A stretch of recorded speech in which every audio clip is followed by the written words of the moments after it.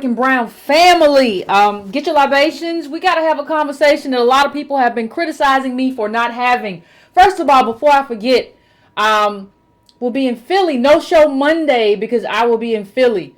Antonio and I will both be there. We're going to be doing our thing. And I'll get to that thing at the end of the show. But I want to frame this for everybody. What's going on, Breaking Brown family? Just looking in the chat. What's going on, Reggie? What's going on? What's going on, Africa? Please appreciate the moderators. Appreciate everybody who's in here. I appreciate everybody who shows up. Please get your libations. For those of you who haven't already, please hit the like button. Please hit the subscribe if you haven't. Please just hit that bell for me. You see that bell, that little bell, just so you know when I'm on. And if you know, I haven't done quick hits lately. It's been a long time. But just so you know, in case I do, one time I did one about the whole Howard University thing and the alleged theft and all that. So please just hit the bell so that you know when I come on. What's going on, family? What's going on, everybody? Chocolate been gone a long time. Anyway, you know, please go to subscribetobrown.com. Just add your email address.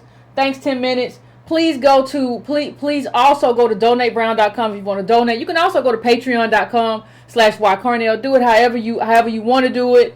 If you can also subscribe to the newsletter. It's not up. The link is not up in this description because it always cuts off the link if you set it in YouTube, but it's up in previous ones, and I'll put it up like later tonight after it finishes or whatever. It like I said, if you can't do that, please share.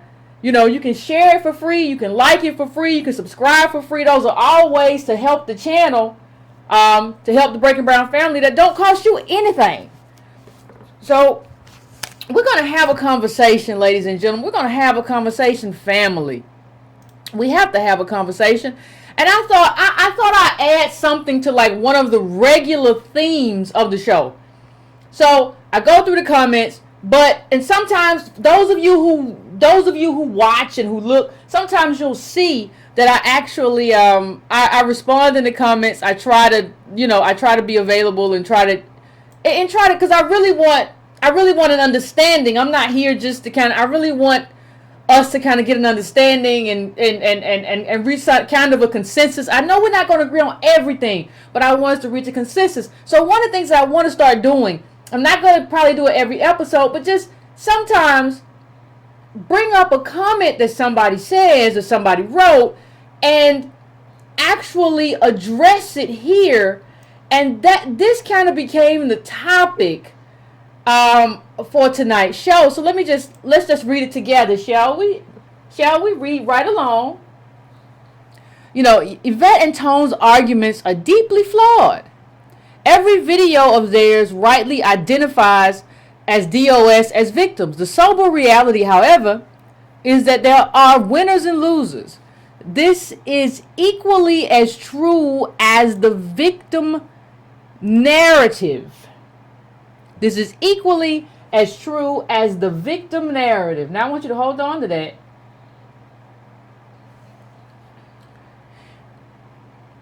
These two commentators are like doctors treating gas pains before treating cancer. Actually, we're more like people who tell you that this is cancer, so you need chemotherapy, you don't need a Band-Aid. That's actually more like, that analogy fits better. Like, we are telling you the disease is much worse than you think. But I'll get to that in just one second. Meaning, let's try and fix what we can first. If we invest the money and time that we put in the church, we could turn this around in 5 years.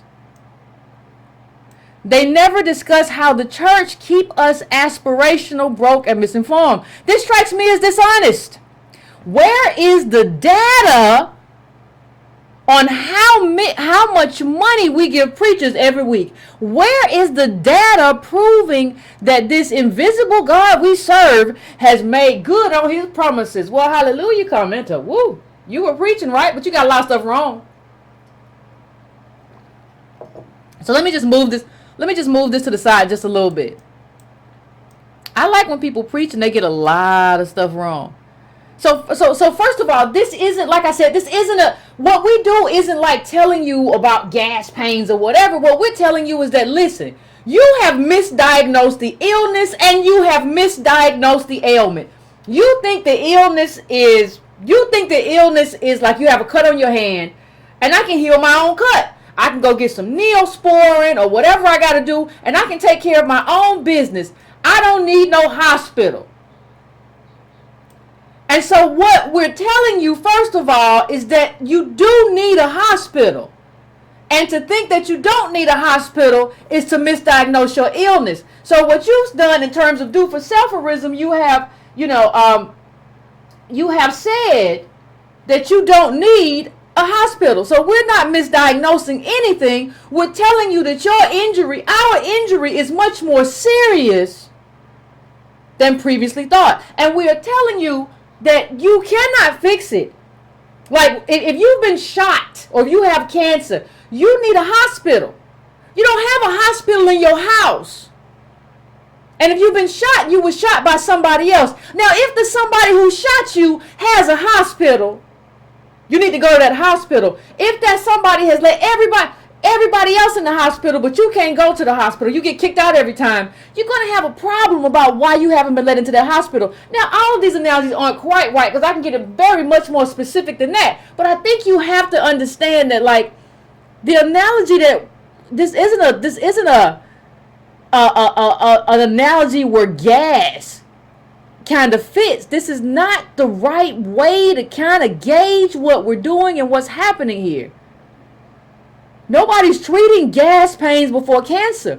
We're the people that tell you that you have cancer and you can't treat it with Pepto-Bismol. We're the people who tell you that you have cancer and you can't treat it with Imodium HD or whatever. I haven't had, any serious, minor, but what is it? Imodium AD, HD, whatever it is. We're the people who tell you, listen, this is cancer. You can't use Tums to treat it. So that is a more accurate kind of analysis. And we're telling you where the emergency room is. We're telling you that the emergency room isn't in your house or your cousin's house. We're telling you that the emergency room is over here.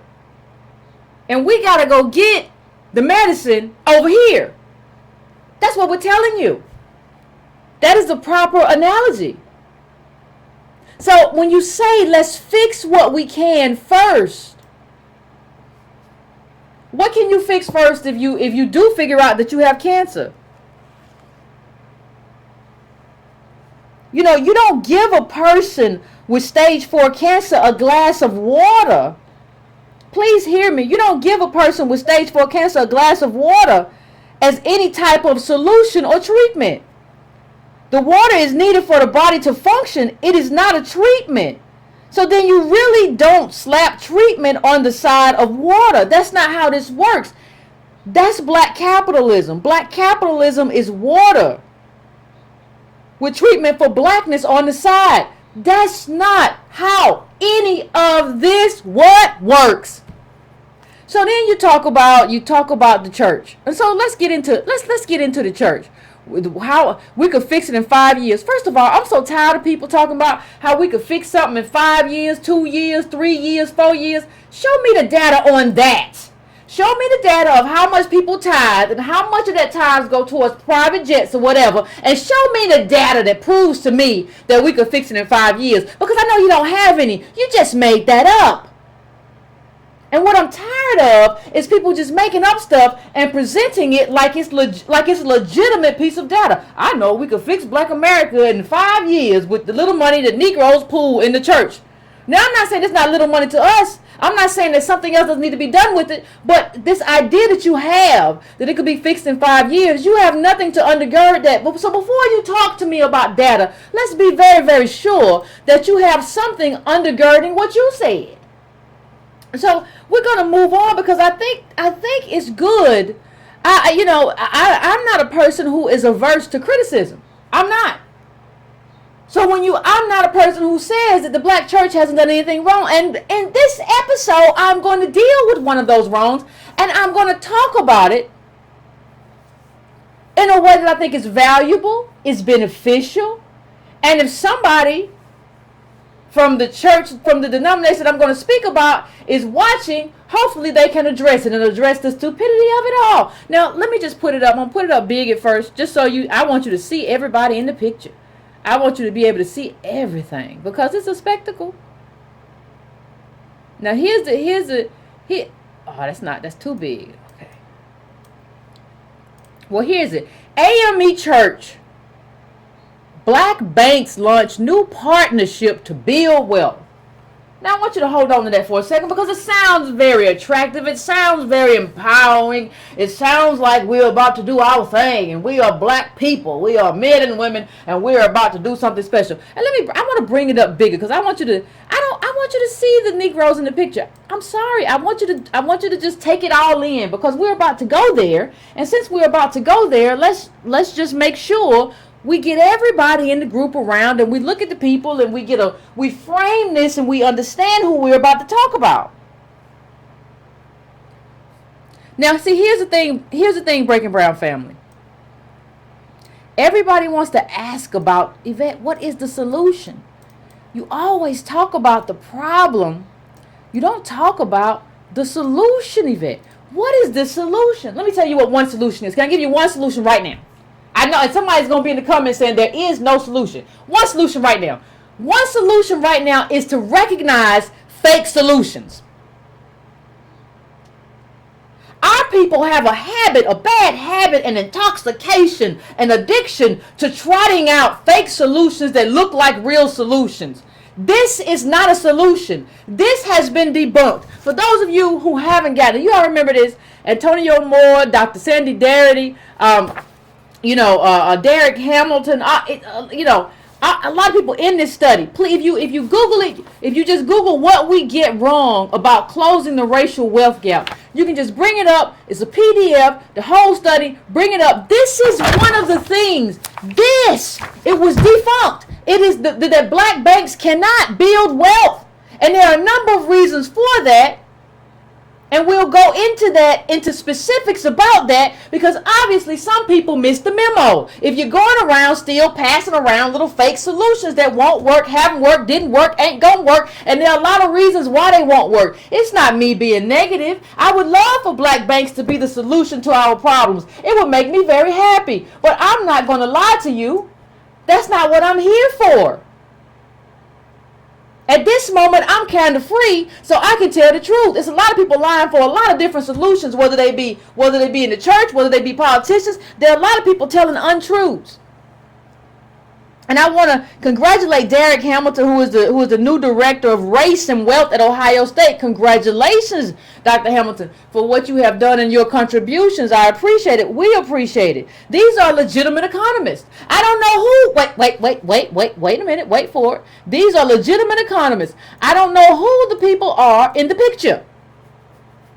Now, listen, I don't care if you are a pastor. I don't care if you will call, if you will call, or you think you will call by. It doesn't matter to me. You have to access data. You have to access the information available for you to help the people who need to be helped, for you to help. And let me tell you something. That's not happening. It's not happening, not nearly enough. What do you mean, Yvette? What do you say it's not happening anymore? I'm just going to spend 2-3 minutes. And I just want to say that there is a tradition. We got some people, when you look at these people, what they're trying to do is address the problems of the DOS community. They're trying to address these problems, these systemic failures. Intentional. They're trying to address these things through like a black capitalist lens.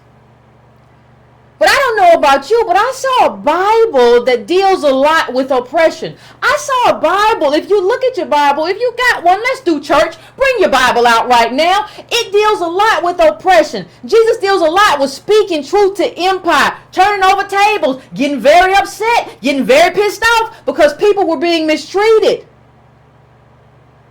Because people were being taken advantage of. So wait a minute. Well, hold on a minute. What you tell me you want to do is recreate the empire. in this phase of massive income inequality, let me see if I can find. Everybody knows, and well, if you don't know, you should know that one of the things that I try to do is I try to frame things in a way that kind of makes sense too. So, because what we have to begin to understand is that we're in a very specific era. What do you mean, Yvette? This is the era that we're in. Apple is within striking distance of $1 trillion. I told you about the trillionaire era, and then let's talk about the $1 trillion company era, right? Apple, Amazon, that's where we're at. Now, if you want to do business, that's who you're competing with, right? Right? See, you don't even access the information that's necessary for you to understand business, and then you're not really accessing the theology that will be necessary for you to help your people, because you want to look big. You want to look like you want to look like. I want to ask you a question. Do you want to be God or serve God? Pastors, if you're watching, you can call in. There is no censor. There is no money. Please call in, because I want to understand. What are you trying to serve? Who are you trying to serve? Because please understand, you can only serve one master, and I'm kind of confused. You're going to just do capitalism better than the people who have perfected capitalism by using the bodies and the wealth and the labor, and by taking your people off the board? Is that how you think? Is that how you think you're going to get ahead? By taking a system that they've used to ground us into dust and kind of use that against them and build something in the framework that they've built? Is that what you really think? If that is what you really think, you are not prepared to lead. Step aside, please. Please, right to the left. I would appreciate it. Because let me tell you something, family. It's like, I don't think people understand that the situation that we're in right now is deadly serious. You know, Antonio and I, when I said I was going to bring it up later, Antonio Moore and I are presenting at the Progressive Baptist. That they're going to have a convention, and we're going to present there, and that's the denomination that backed King. No better place for me to be.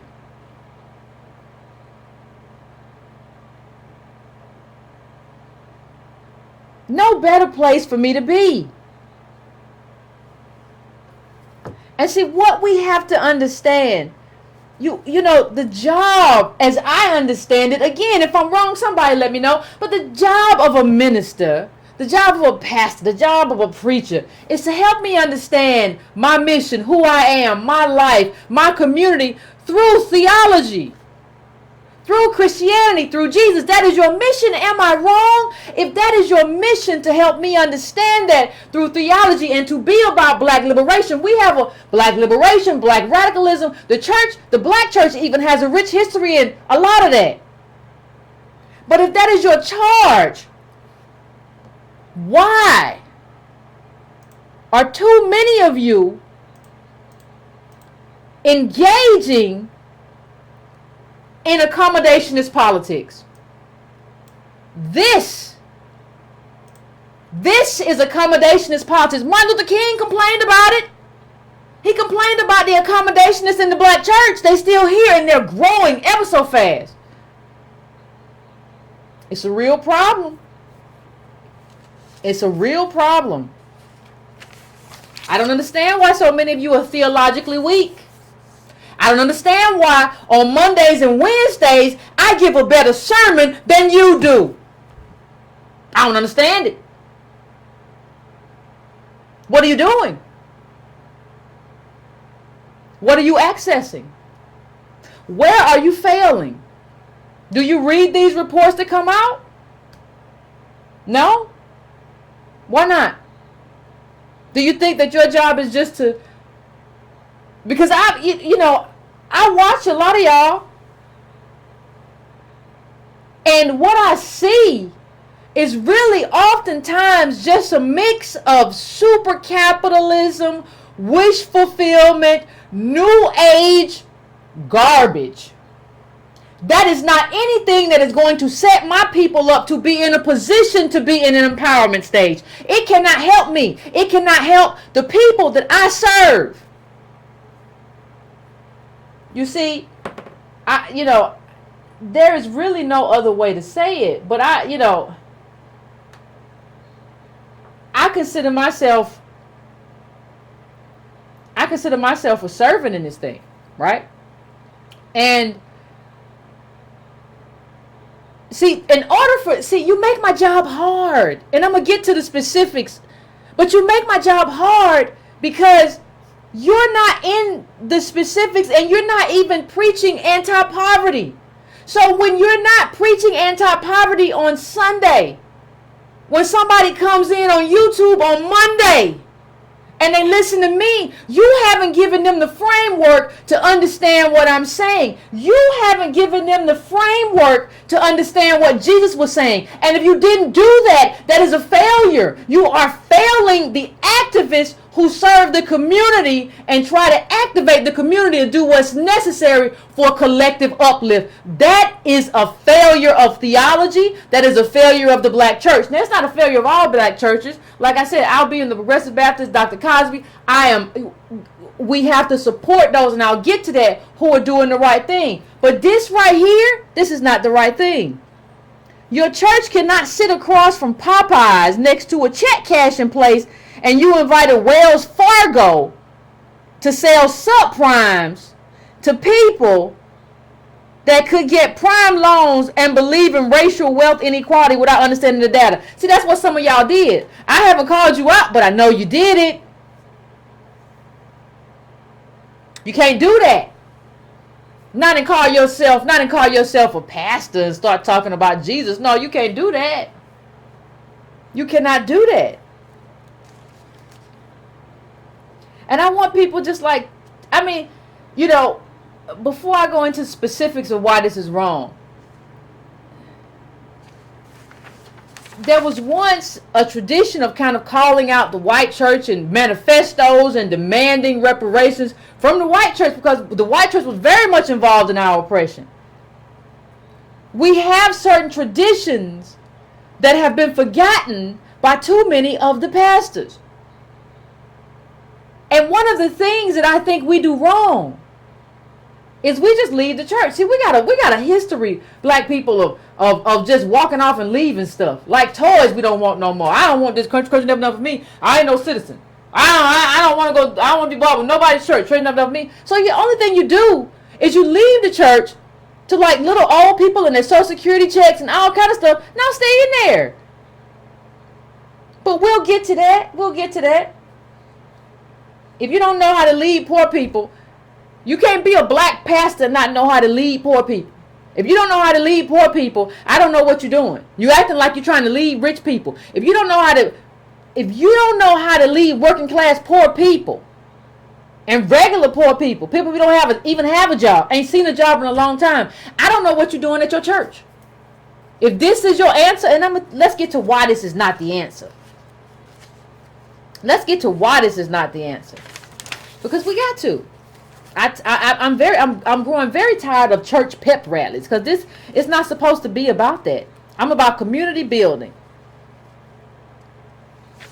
That's what I'm about. So you have them talking about banking black.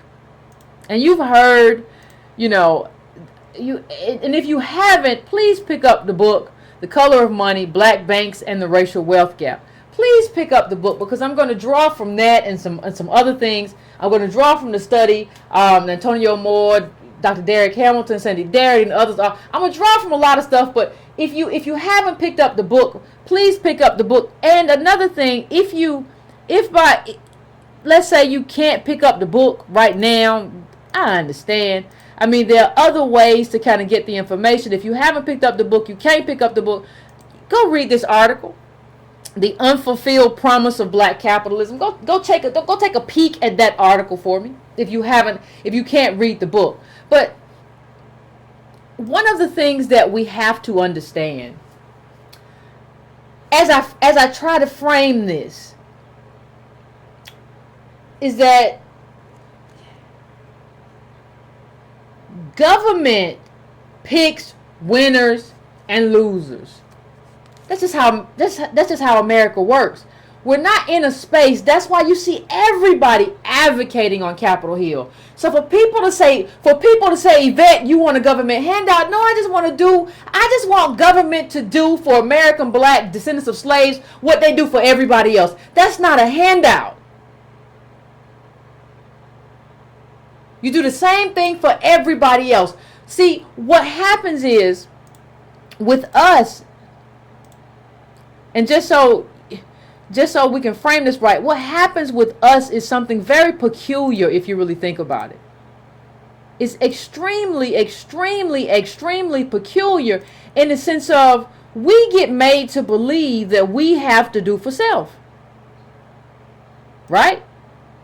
Like we have to do for self. We have to figure our own stuff out. But the truth of the matter is, for everybody else, it wasn't that way. Like we're given, look at this quote. This is a quote from the Antonio Moore, the racial wealth gap study. And I just want you to take a look at this as I bring it up. Hold on one second. Black capitalism, in Nixon's eyes, was the solution. So while white America received ample government support from the Homestead Act on through, public policies to build and maintain wealth, black Americans were offered a deficient private sector strategy. Black capitalism was a solution that would allow government to hand over the economic problems to capitalism. That's what it was. That's what it is. We have to understand, you have to understand what the con looks like. The con is real. And you have to understand what the con looks like. And the problem is that we don't. The problem is that we view the con and we think the con is empowerment. And it's not. The con is just the con. Let me see if I can. I have one more I just want to put up really quick if I can find it. The con is just the con. It's not empowerment. It's not helping you. It's not doing anything for me or you or anybody else. Let me see if it's in here. I mean, there's a great, let me see if I can pull up. There's a great article about how, instead of helping black people, instead of helping DOS people, we had a president who decided to help the Confederates. So you don't want to help us. You rather just help the Confederates. What does that tell you about this country? What does that tell you about everything? I'm still looking for, because I really want to bring this up. Most of the time I just let it go, but I really want to. Here we go. This is a problem, ladies and gentlemen. This is a problem. I don't think one of our failures as a community is to not understand how much of a problem this is, and it has been. But let me get back to it. The title of the article, if you want to check it out, is How Andrew Johnson Doomed the Roanoke Island Freedmen's Colony. Amid flailing efforts to secure land for former slaves, the new president ruthlessly prioritized Confederate resettlement over the advancement of freed people. This is, ladies and gentlemen, this is government choosing winners and losers. Throughout time, they have chosen winners and losers, and they have always chosen us to be the losers and somebody else to be the winners. This is the problem in our community. It's not anything that we didn't do, haven't done, nothing like that. The major black institutions, when you talk about, well, I ain't gonna have to be bothered with the church, the major black institutions are the church, the HBCU, the black family, the black business, and they are all dying because black business is dead. You can't do what they are proposing with dead black businesses. 90% have no employees. What are you talking about? What are you talking about? What is it that you don't understand? It's a dodge. And Nixon put it out there as a dodge because he didn't want to do. He didn't. See, understand, I've said this before. When Nixon did that stuff, offering up capitalism, He was fighting off Mitt Romney's daddy. Mitt Romney's daddy, to his credit, was in housing and trying to integrate it and do good things over there. And Mitt Romney wanted no part of all these government solutions. So he said, let's throw in black capitalism. They'll eat it up. Make it sound like empowerment. Give them a little trick. And we still eating it up. Nixon gone. Ain't he dead? And we still eating this garbage. This do for self stuff. And let's just get to it. One of the things that we have to get to is that and have to understand. And if we don't understand this, we won't understand anything else. Check out this section in the report. If you pull the report up, please check out Buying and Banking Black will close the racial wealth gap. Please check out this section of the report. And let's get to it. What you have to understand is that black banks, these banks are servicing black people. Now that may sound like common sense, but once you start putting math into it, some people get confused. Because they believe in an idea of black people as opposed to the reality. So they start getting confused. So let's break it down for them. Let's break it down for them. Black people are working class poor people. Black people, because of that, when we bank, we're a volatile community. Well, Yvette, what do you mean by volatile? Do you mean we're angry? No, I mean we're financially volatile. Financially volatile means that we have low deposits. Financially volatile means that we don't usually have a high balance. Okay?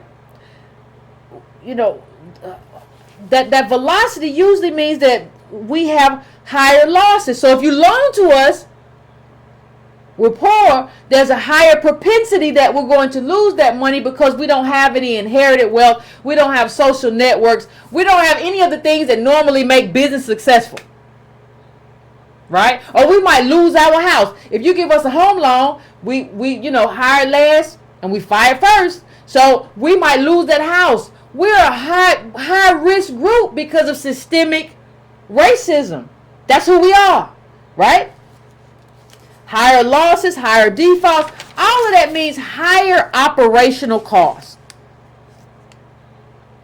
Higher operational costs. That's what it means. You have to understand that is what it means. There's no undoing any of that. That's who we are. That's what this life has made us. There's nothing that we can. Let me pull up something else.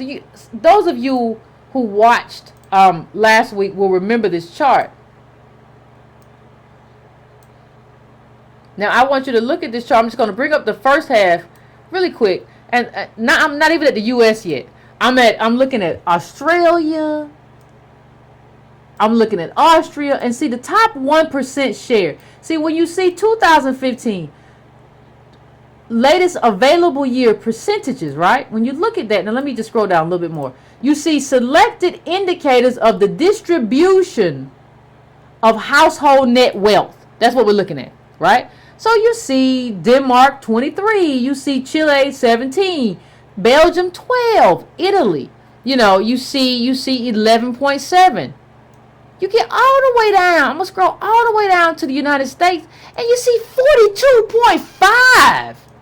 Understand what that 42.5 means in terms of selected indicators of the distribution of household net wealth for the top 1%. That means they have everything. That's what it means.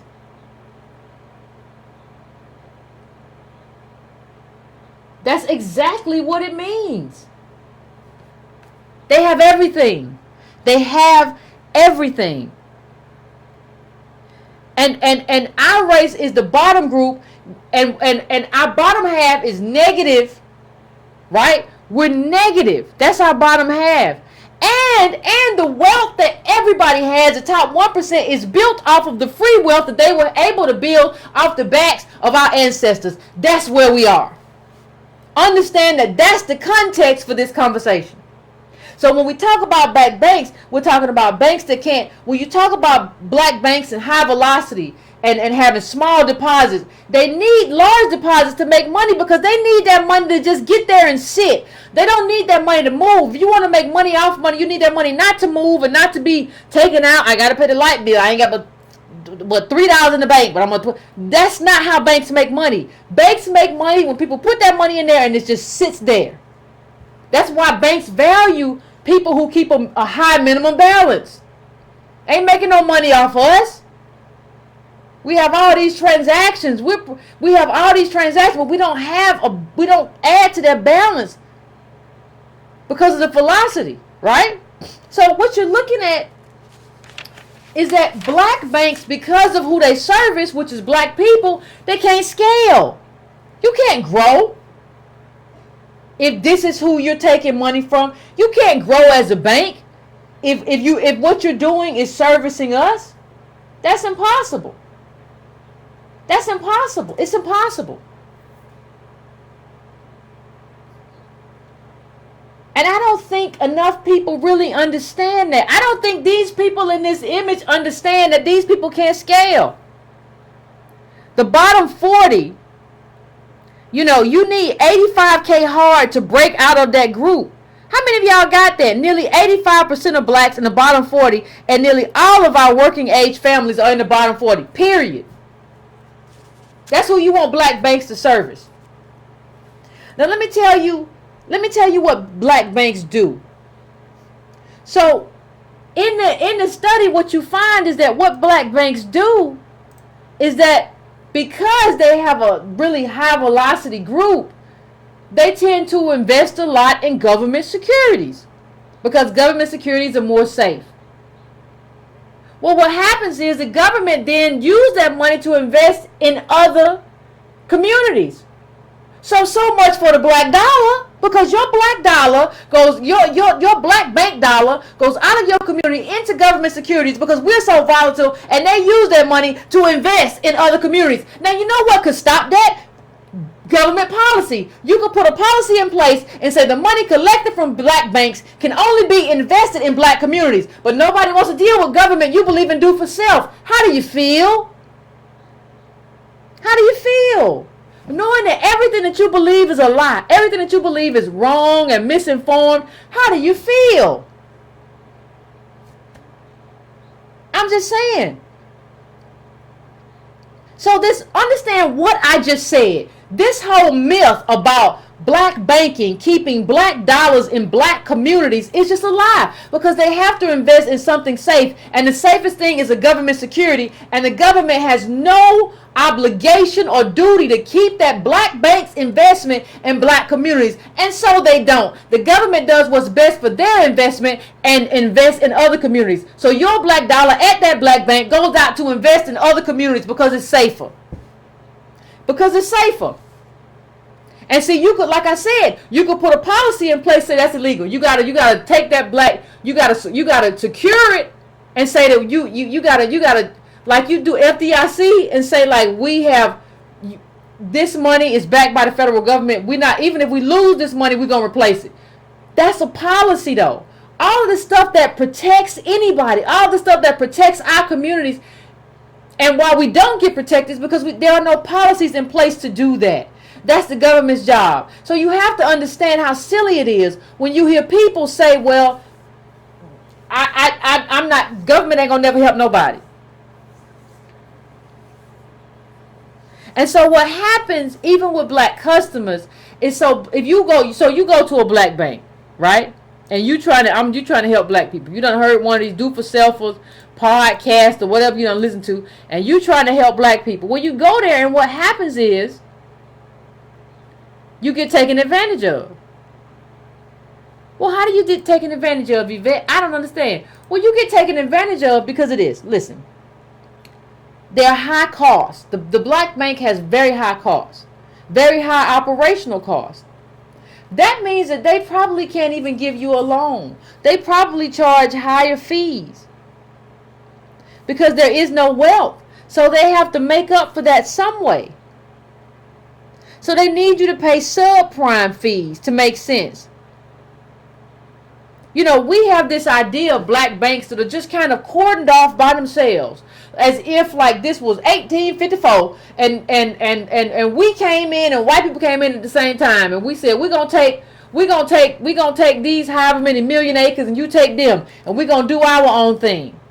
That's how we kind of think of black banks, as if we're a nation within a nation. But we're not a nation within a nation. And for people who keep telling me that, well, Yvette, yes, we are. Show me your military. Show me your army.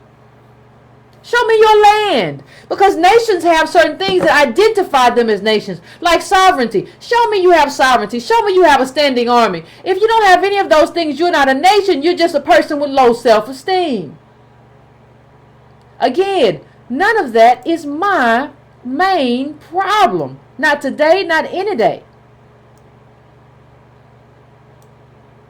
Now, I want to, we've talked about this before, but Antonio Moore did an article a while back because I said that about sovereignty, and people will say stuff like, well, Yvette, we're going to go just get the land tomorrow. We go get the land in 5 years, like the little person said on you. Who owns all the land in America? Well, it's a very interesting article. You can Google it. Who owns almost all America's land? And here is the takeaway. Here is the line that you need to remember. African Americans, despite making up 13% of the population, own less than 1% of rural land in the country. The combined value of this land, $14 billion. White Americans, by comparison, own 98% of U.S. land, amounting to 856 million acres, with a total worth of $1 trillion. You can't go buy the land because they already own the land. We are not in the wild, wild west. We are not in the era where America is just getting started. That's what these black capitalists do for self-esteem to think. I can start from zero. These white capital ain't playing. Ain't nobody starting from zero. You either have it or you don't. Everybody's working with the money they already got. You either have it or you don't. If you don't have it, there's a job for you. Go drive Uber. Go work for Amazon. Right now. I don't care if you pass out, whatever. Get up. If you don't get up, I'll find somebody to replace you. This is third world America. What we found is that in black communities, they're kind of third world. There was a great economist who said basically third world ghettos are like third world in juxtaposition to a first world country. But the only way that black banks work though is if we're able to have sovereignty. But there is no sovereignty in a ghetto. So even if you are a black business, a white business which is far more capitalized because you're black, you're undercapitalized, is able to come in and eat your cookies and crack your coconut. What are you talking about? I don't understand.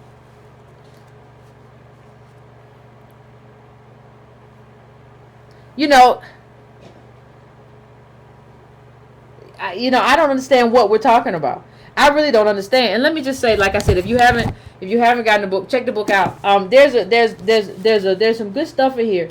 But one of the things that and some of this is law. So let me just read this in terms of what black banks have to do. It says black banks were required. Let me just put the image up of the book if you want to check out the book. But it says it right here. Black banks were required by law to pledge government securities for any government deposits they held over $100,000. An FDIC study explained that the black banks formed after 1963 invested a staggering 40% of their assets in government securities. This meant that they could make fewer loans and therefore take fewer profits, which meant that their investors made less money on the investment. So you're going to a black bank to make less money. See, the only way black banks work is if we weren't black. Like, black banks only work if black never happened. Like, if we're chocolate covered white people, or if we came here the same time as white people with the same things, we never were enslaved, that means blackness never happened. That's the only way a black bank works. And I don't understand why nobody can't see that. Like, it's instead of, and here's a quote I was telling you, instead of using deposits to invest in the community through local lending, black banks were overinvested in government securities on the asset side, which according to one economist turned black banks into a conduit by which local deposit funds are exported to other markets through sales of federal funds and purchases of securities. The black banks were taking deposits from the community and channeling them to investments in government securities that were being used to finance mortgages in other communities. I mean, I don't understand how we don't understand what this means for our community. How don't we?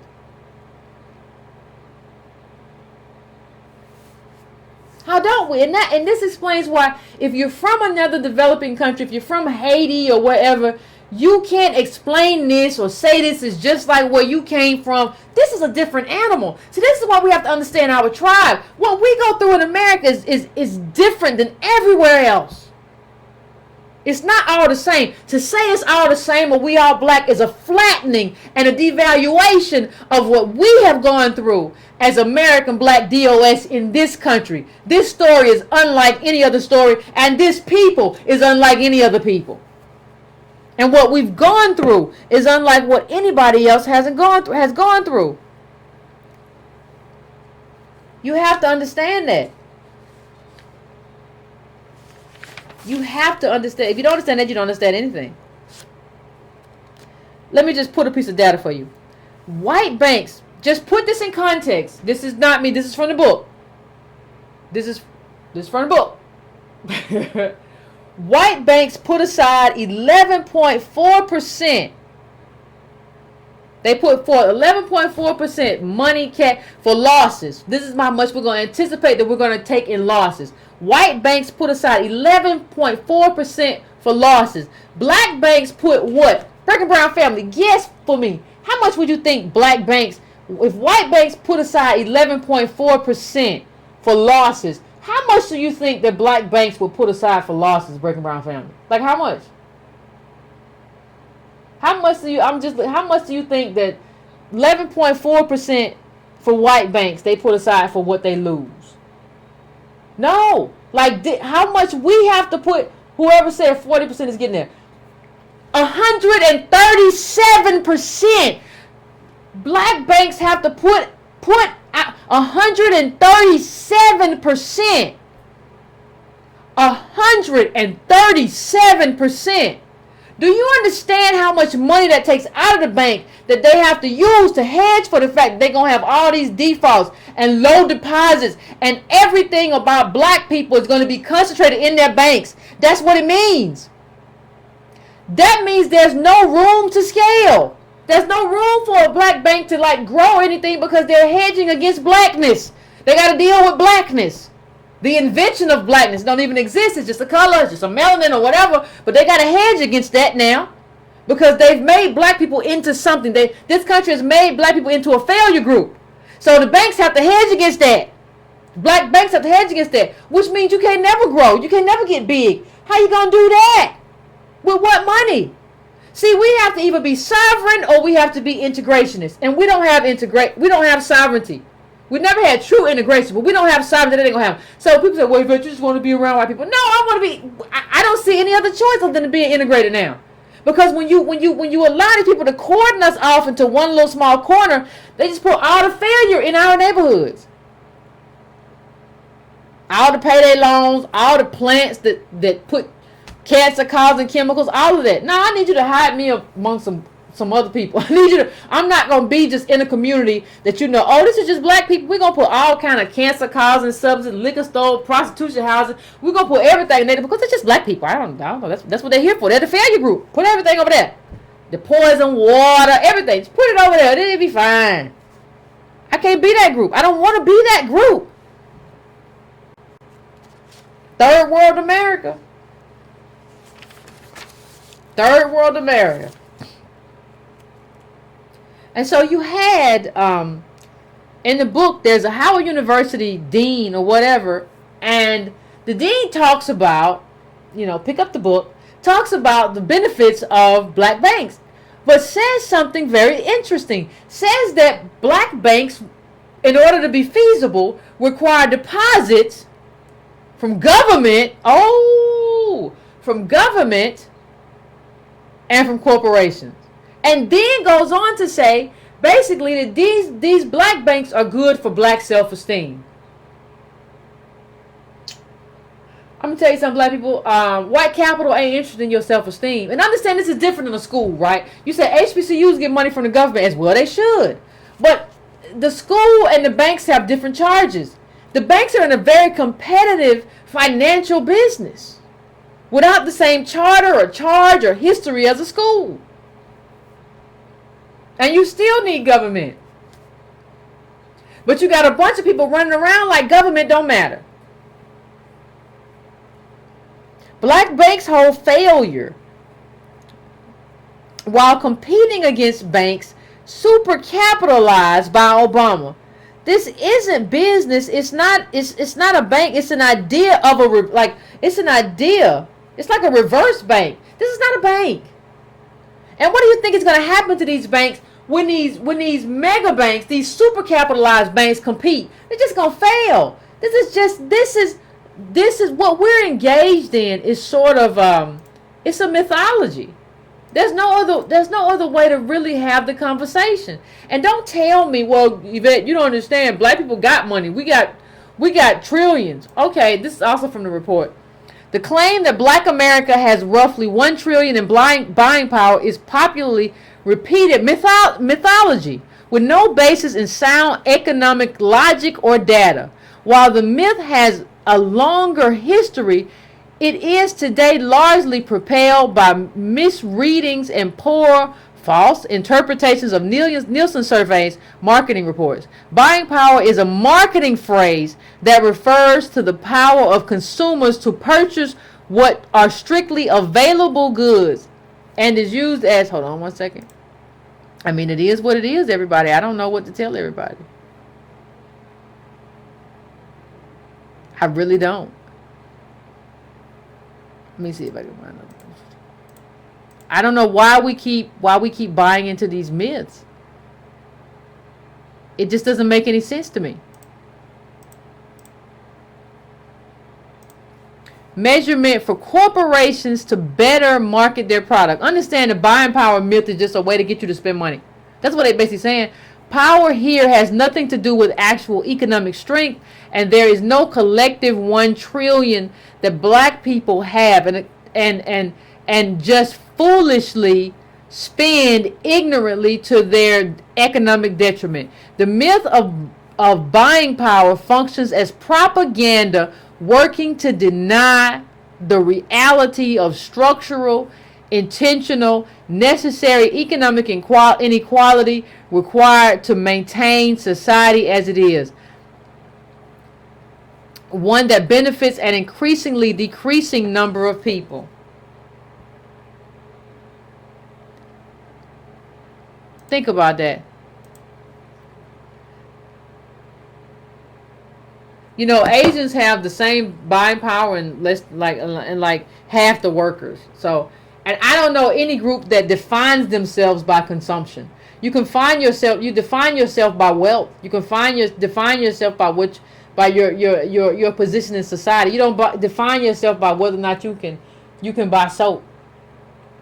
That's not that we all have to buy soap. It's not you don't have power because for right now you're able to buy a stick of soap. Like, that's propaganda. And the people who keep pushing that, you should know are propagandists. And their religion is black capitalism. And they're not rooted in empiricism. They're not rooted in knowledge. They're rooted in like a religion of black capitalism because they want to be the one who leads. They want to be the people in the front of the train. They want to be people who show you what to do. They want to be the ones. They want to be the head. And you should be very wary of people who want to be that and want to do that.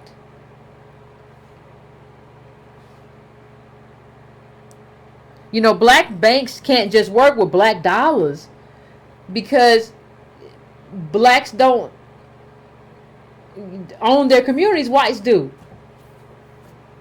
It just is what it is. I know that hurts some feelings.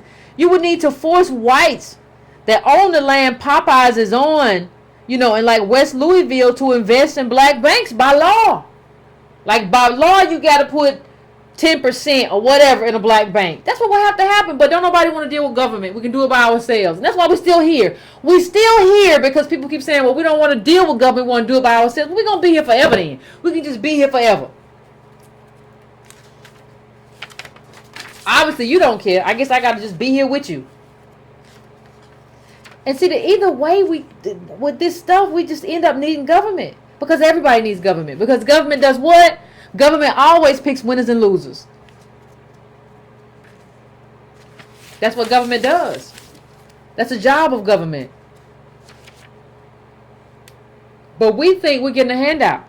Why do you think all these, from agribusiness to what, everybody's on Capitol Hill? It's not, but we're not supposed to be there because we want a handout. When everybody else, the people got billions and they there, billions of dollars, they're still asking government. We need this law. We need this solution. We need you to make me the winner. We need this subsidy. Everybody's there. But we have idiots who keep telling us, well, why are you asking your white daddy for a handout? Oh, that's a problem. It's a problem. And remember, it's and for people who keep saying like, well, what we need to do, black people should have done. We had the Freedmen Savings Bank, right? We've done things after slavery and all that. Did a lot, but like some stuff happened to us, and like government is the only entity big enough to protect us. So listen to this.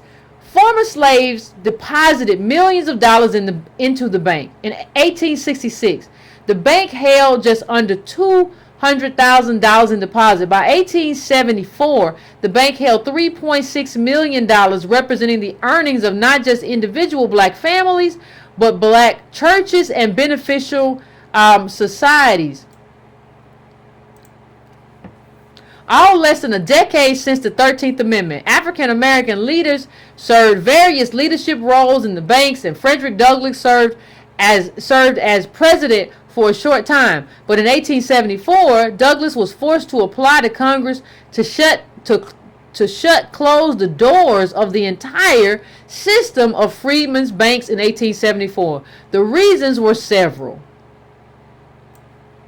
mismanagement and embezzlement by white members of the bank's board, in addition to the financial pressures of the Panic of 1873, which would lead to long depression in the U.S. and Europe that would last until 1879. See, what you have to understand is the consequence. And let me just read this. To the black community, the loss of these deposits deeply hurt both financially and emotionally because of its success in becoming the most important single bank of African Americans in Reconstruction. The bank's colossal failure wiped out thousands of deposits that represented untold stories of work, toil, and savings in the first years after slavery. Now understand what I'm saying. Understand that black people were robbed. After slavery, you have a bank. You put your money from your toil and everything you do in this bank. Government, again, I can't count the number of times government robbed us and failed to. Government should have said, you know what? These people need to be free. They have toiled to put their money in this bank. We are going to, even if we didn't insure the money, we're going to pay people what they had. Give us a list of what their deposits were, and we're going to pay them based on what their deposits were, and we're going to give that money. There is a cost to not doing what you were supposed to do for the descendants of slaves. That money could have been generational wealth. That money could have built something for your ancestors, for my ancestors, that could have been passed down and passed down and passed down. Don't you understand that the abdication of government, the refusal of government to do what it was supposed to do, how problematic that is for us? And when we talk about generational wealth, it's not about we buy too many Nikes or Jordans. Or anybody who says it to you is an idiot. Just walk away and be like, that person's an idiot. I ain't got to listen no more. I ain't got to fight him. I just can't listen no more. I can try to talk to him, but if I can't, I'm just going to move on. And it says $3.6 million in 1800. That's 52.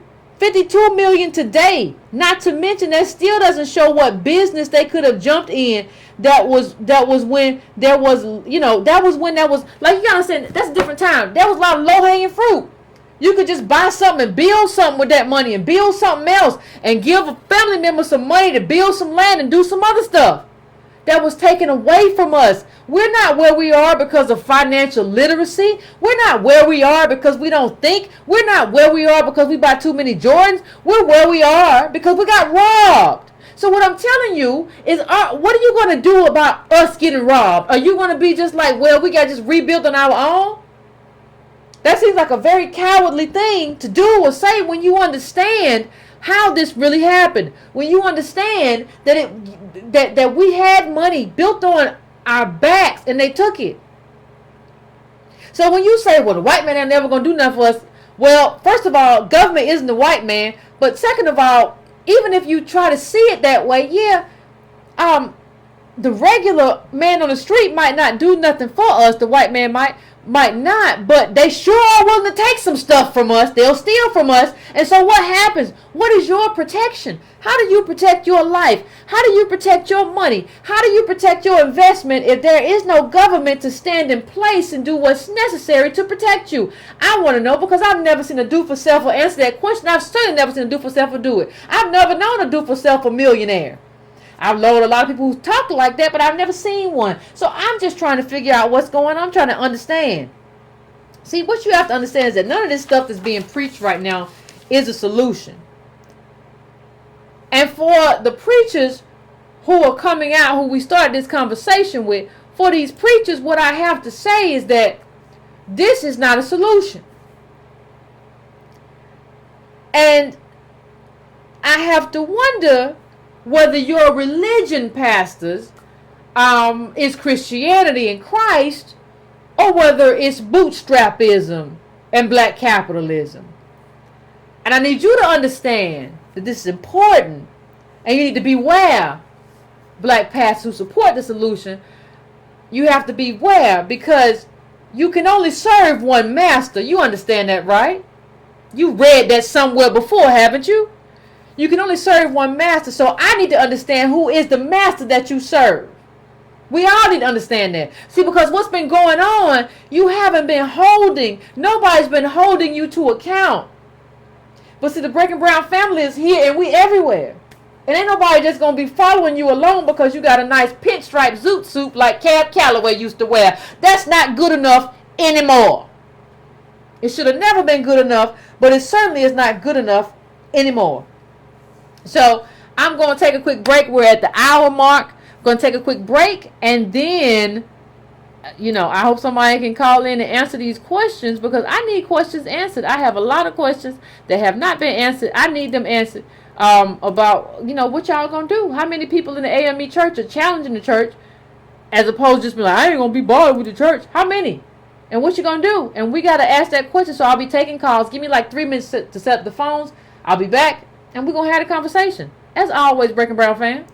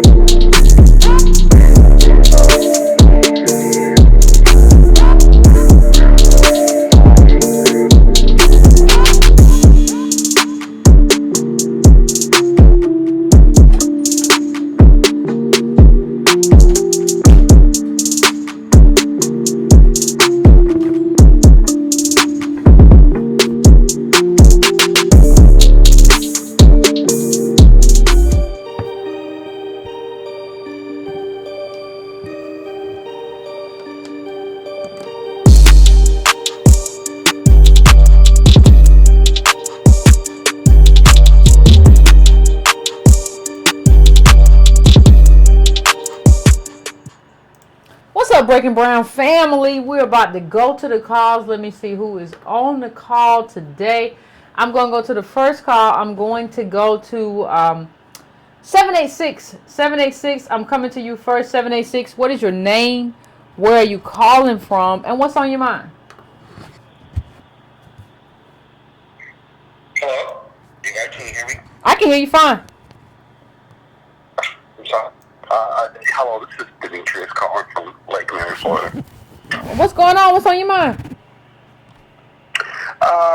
So, I was listening to you talk about the black banks and everything, and I'll admit I was one of those people, like maybe about 2 or 3 years ago, decided, you know what, I'm gonna just finally make the move and switch to a black bank. I had thought about it for a while, and I said I'm gonna do it, and I did it. Okay. And I thought I was, you know, helping to make a difference, and then I heard a previous broadcast that you did where you said that, you know, black banks are basically, they're just sitting there and they can't really operate like normal banks. Yeah. They're just sort of like piggy banks or something like where you would keep money under a mattress. Transactional, so I guess yeah. my question is, I'm sorry? No, I said transactional. They process transactions more than like doing the business of regular banks. So I remember that show. So I was just agreeing with you. Exactly. So then my question is, and it's very simple, and I'll get off the line. I mean, where do you really see black banking in the next, let's say, 30 years? I mean, do you just see virtually no black banks existing at that point, or do you think maybe the tide will change? So, what's your thoughts on that? I don't see how they exist. Like because capital is so in order for black banks to exist, you would have to fix the black community, right? And nobody seems, you know, we have the black community, the Breaking Brown community here, and we get it. But like the much larger, like DOS American black community doesn't seem to get the necessity of fixing and making whole the DOS community. And so, but that's what has to happen. You have to basically make American black descendants of slaves white people. That's what has to happen for black banks to succeed. And I don't see anybody invested in doing that. So what that means is that you just open up the door for these $1 trillion white banks to gobble up and defeat and decimate black banks. So how do you like, you know, I don't see a future for that. Like the future is in us, like becoming real citizens and get what real citizens get. I don't see I don't see a future if we don't get that. If the black community isn't anything, how can the black bank be anything? Like if we don't have wealth, how can the black bank have wealth? How can it maneuver in this era of super capitalism of $1 trillion companies? How? I just don't see the math. For me, it's math. I don't see the math. For me, it's a math problem. I don't see the math for it. Right. Okay. Well, you know, I just wanted to ask that question, and yeah, I'll keep listening to the program. Thanks for your time. No problem. I appreciate it. I mean, I think what people have to understand is that this advocacy is real. Like this advocacy is real. This advocacy is necessary. Black banks are dying out, and tax reform was supercharged like white banks. So you have Trump basically saying, like, not only do you get to like have a bunch of money, but you get to keep all your money, and there are going to be tax breaks for you and white banks and everything else. There were 44 banks with African American majority African American ownership in 2007 before the recession. But as the communities these banks suffered higher than average job loss and home foreclosure rates, the banks suffered too. The most recent FDIC data shows 22 black owned institutions, down from 24 at the end of 2016. Understand that what happens is, like, when you decimate our community, you decimate our banks. The two are connected. So you can't say I'm going to do black banks, but you can't deal with the systemic impediments that stop our communities from having wealth or building wealth, doing any of those things. So you have a community that doesn't have money that gets decimated by the recession, and banks get decimated either. Like if you're a puppet master, it's very easy to destroy black banks. So I really don't understand why people don't want to do any kind of advocacy for everything from government reparations. It's not just reparations though. We talk about government policies to protect black banks, government policies to prosecute banks that targeted, black people during the recession. That's something that Obama could have done without Congress. He could have done that through his own Justice Department. Things to protect black people, protect black banks. But we won't even do that. We're just out here. Like, we have people who are out here don't really know anything, just kind of talking. And, like, that's a problem. That's a really big problem in our community. So, now, the way that the community goes, the way the black bank goes. So, you've seen black banks fall off and that's the way that... That's because that's what's happened to the community. If the community had a bunch of money and was doing well, black banks would be doing well, too. This is where we are. So, I'm going to 773... 773, I'm coming to you. What's your name? Where you calling from? What's on your mind? Hey, Yvette, John from Chicago. What's going on, John? Not much. I want to first of all thank you for responding so quickly when you emailed. I emailed you last night about getting the link for the newsletter. Oh, okay. Back in 5 minutes. So, if I'm in there, I'm in there. Thank you very kindly. I appreciate that. I appreciate you. And I want to preference my comment by saying the American Black DOS has been sold on this system of belief. We got to believe. Just got to have faith. But when you spell believe, it's D-E-L-I-E, right? Yeah. B-E. So you believe a lie.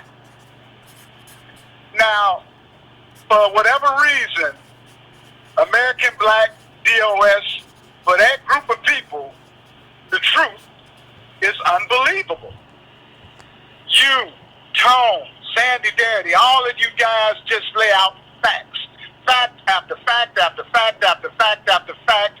And we would just simply rather have this unbelievable relationship with belief. And these people are eating our cookies. And as you said so eloquently, capitalism is not playing. They rolling and growing and get bigger and bigger and bigger and bigger and stronger. And if we don't get ourselves together and start lobbying the United States government, which the Congressional Black Caucus is supposed to be the lobbyist for American Black DOS, and they failing us. They failing us. They're not lobbying on our behalf, not doing anything for the well-being, but they're out there crying for people, for immigrants. They crying for the immigrants. They shed tears and do everything, but their communities are dying and getting just total pieces. Replaced. And I just want to, and I'd just like to say one other thing, and I'll get off the line, is that you know that verse in the Bible where the Bible says, you shall know the truth, and the truth shall make you free. Absolutely. It don't say nothing about believe the truth, do it? No, it don't. It just say you should know it. You ought to know it, how you live it. You got to know it. And so you guys are laying down facts, and people still want to argue with you. People that look like you.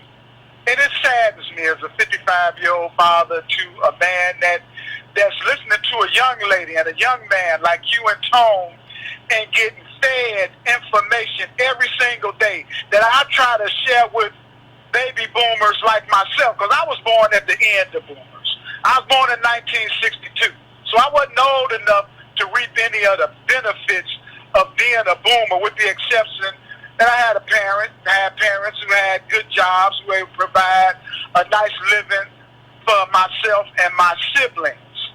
But I got caught up in the drugs in 1980s, in the 80s. And so a lot of things happened to us during that era. But we are the ones that had these babies that's out here now. doing a whole lot of crazy mess. Not my children, though, because I'm on top of them. I'm laughing, but it all shit. Hey, because I love them. And I'm going to close by saying I was dating a woman who said to me at 56 years old, I want to party. It's my time. I don't care what my children are doing right now. It ain't your time? I'm still trying to get my children. No, hell no, it ain't my time. I still got a lot. I'm 55, and everything I could do to help my children, because you are absolutely right. I should be able to say to my daughter, I'm going to pay these student loans for you. Uh-huh. I should be able to say to in life, in vitro transfers, things like that, hey, baby, you ready to buy your house? Here, I'm going to give you 20%. Not the $2,000 that these banks are taking us out into going into. Yeah.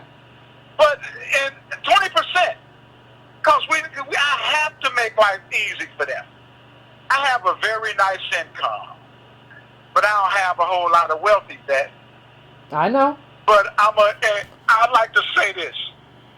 I've checked my records, America, and you owe me. Have a good night, Yvette. You owe me. I thank you, brother, and I want to, you know what, brother, I want to congratulate you. You said you did the drug thing or whatever, and you came out on the other side or whatever. I want to congratulate you for still being a part of your family. 26 years now, Yvette. 26 Hey, that warrants a thumbs up from me that you were able to do that, and I appreciate you, and the Breaking Brown family appreciate you. All right, Yvette, love you. All right, love you back. Thank you. Thank you. All right.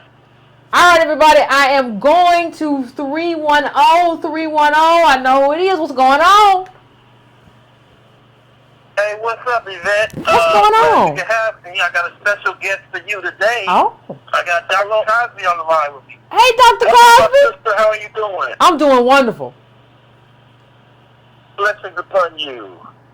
Thank you. I can't put into words how grateful I am for your political education and how I've been able, as a pastor, to baptize your truths into the church and get the church back on point with its historic mission. The church that was born post-Civil War had a strong political agenda and used its institutional strength to advance black people politically. We have experienced to a great degree a lot of mission shift. But thanks to your commentary, you've helped me as a pastor, and I'm doing everything I can to use my influence to get the church back to what the church should be doing. Well, Dr. Cosby, can you speak a little bit to the Angela Project and what we're going to be doing September 14th? American DOS. Yes, the Angela Project will be in Louisville, Kentucky on September 14th. And our ultimate objective is to mobilize the black church to understand who we are as descendants of slaves and our unique justice claims that we have, and to use the church as a force to mobilize politically and to get other allies in the white church to help in terms of advancing an agenda for justice for blacks and reparations. Next year will be the 400th anniversary of black enslavement. Interestingly enough, today is in 1619. Actually, today is the 339th anniversary. Today, so next year we'll commemorate the 400th anniversary. And we're calling upon the church community to get mobilized to have a political agenda that focuses exclusively on blacks receiving justice, because that's the only way we're going to lift black people up. Is we've got to, as Dr. Martin Luther King Jr. said, we got to go to Washington and get our check. Can I jump in here a little bit, Yvette? Go ahead. So, you know, we did the study, and I think we're good. You know, mystery, we're going to try to teach that to the progressive Baptists. Thank you so much for Dr. Cox for allowing your time to become our time as we try to push pastors that go out to the community to learn about the realities of the wealth data that's been right in front of us for decades, but haven't made it to the right hand, from the Federal Reserve to the fifth to the census. But one of the things that we can't forget is that even Dr. King himself was duped. And early on, he believed in black capitalism and fell for the same issues. So everybody can learn to do better if they're willing to open their eyes and be better. Yeah, and I think and you're totally right. In fact, when you read Dr. King's first book that he wrote in 1957 called Strive Towards Freedom, and in my book on page 199, he has it's almost like a respectability politics that he's advocating for, a kind of a Booker T. Washington type of philosophy in which he says that basically he lays the fault of black economic deprivation on blacks, but that was in 1957. But by 10 years later, by 1967, he knew that it was the federal government that it had black wealth, and that politically we had to be mobilized to go get it. And I recommend everybody goes and read List 3. The report is available online. You can't find it. Google my name, Antonio Morton Fortune. And one thing that we really wanted to do is explain to you that you cannot do this. Like, it doesn't add up. And I just want to share a small section with you guys. I'm trying to actually find it here. Black-owned banks are minuscule in context of the general scale of American banking. The largest 5 black-owned banks recently were estimated to have assets totaling $2.3 billion with a B dollars, while J.P. Morgan alone had an estimated $2 trillion in assets. The top 5 black banks' assets were a tiny 0.1% of Morgan's assets. This indicates that the existing infrastructure of black-owned banks lacks the capacity to produce wide and substantial increases in black wealth, even if they were to double, triple, or quadruple their assets. Black banks would not be major players on the American landscape, never mind the global landscape. Moreover, since black wealth is low, in the first place, it is a mere fantasy to anticipate that the existing black consumer base could build a black-owned equivalent of J.P. Morgan. And this is before tax reform. So I just wanted to chime in and just say, I just think that black people really don't understand. We're not chocolate-covered white people. You got to understand that when I want everybody, I tell everybody watch this. Watch Slavery by Another Name. That documentary by Douglas Blackman and PBS shows how pianists kept slavery in another form, well, for another 100 years, 80 years. And so what you see is, inside of that, though, is JP, is Chase, is the banks, is Carnegie. These same banks were competing against, owning the mine that black people were in, getting the steel out of. So we're competing not only with carrying the anchor of failure, but we're competing against the people who anchored us with that failure. And saying that we don't need government when they're using government. Yep. None of it makes sense. Yep, you're right. None of that makes sense. For this to work, you're going to have to play the game. You can't play your game. You got to play the game. And the game in America is 3-dimensional chess. You want to play tic-tac-toe with pistols. That's all I want to say. Thank you so much, Antonio. Thank you so much, Dr. Cosby, for calling in. I sure do appreciate that. I appreciate you. I appreciate you. Looking forward to seeing y'all very soon. Listen. Let me tell y'all something. When people criticize the black church, I remember having a conversation with Dr. Kevin Cosby, and he's in Louisville, if you want to look him up. And he was the first person to tell me, like, no, your kind of radicalism does have a home in the black church. It's just been obscured by a lot of other stuff that's going on. This whether you call it, the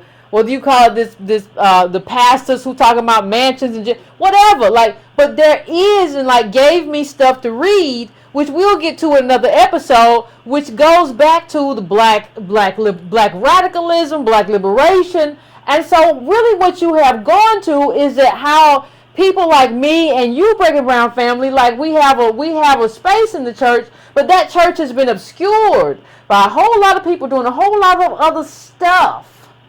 right? And so, I mean, I appreciate Dr. Kevin Cosby, like what he talked about in terms of mission shift.